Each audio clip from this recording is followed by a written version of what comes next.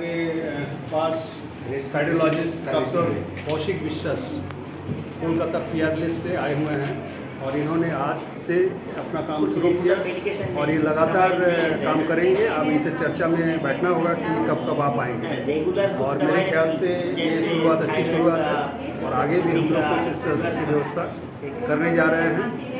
और हम लोग इनके साथ साथ मेडिकल ऑफिसर कार्डियोलॉजिस्ट के साथ ईसीजी इको का भी व्यवस्था इसी जगह करा देंगे।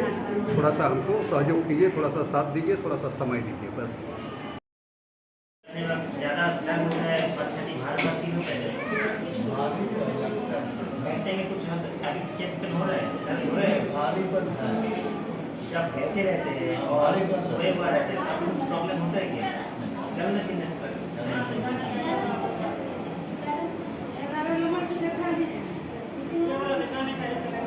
बीड़ी तंबाकू कुछ पीते हैं?